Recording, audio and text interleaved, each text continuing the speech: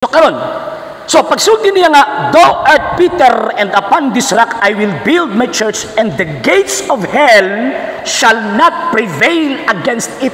Perfect word to sa perfect person nga si Kristo. So therefore, ang church nga iyang gitukod, perfect.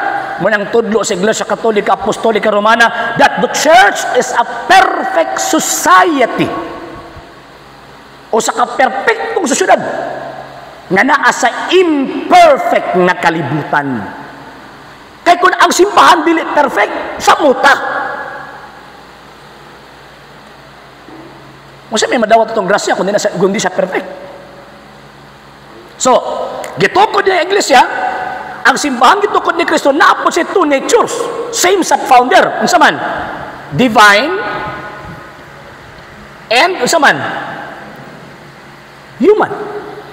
Divine in the sense nga maghatag siya sa sanctification. Unsa man ang sanctification nga ihatag? Through the unsa man? Sacraments. Unsa man ng sacraments? From the Latin word sacramentes. Buti pasabot holy sign or holy symbol.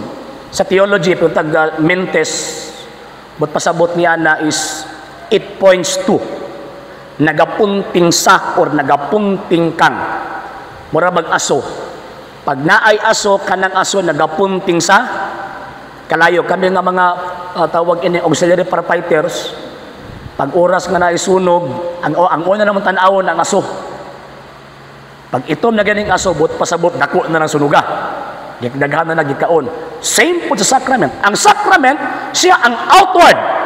Makita na sign nga nagapunting kang Kristo.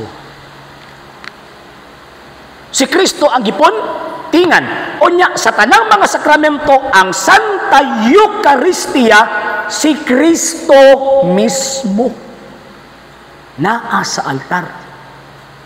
So, ang divine nature sa simbahang Katoliko, i-implement niya ang objective sa Diyos na salvation.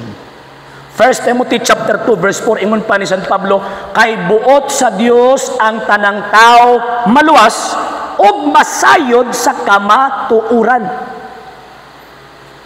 So gusto niya tanang tao maluwas. Muna from the 1st century, 33 AD, hangtod sa tawag ining 25 AD, wa ni mawala ng simbahan na. Nga naman, kay gusto niya ihatag ang salvation sa tanang tao.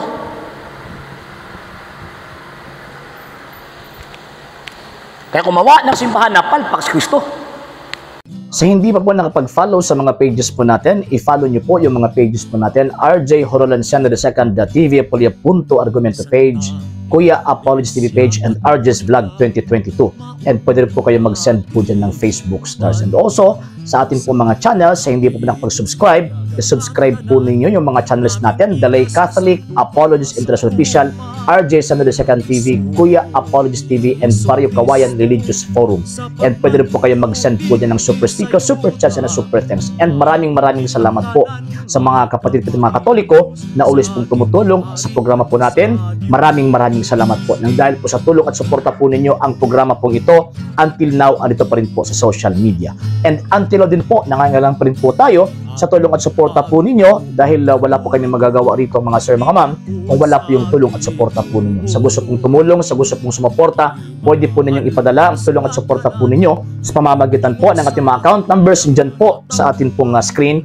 And pwede nyo po kaming i-message sa ating pong page kung via remittance po yung papadala po ninyo. Maraming salamat po in advance.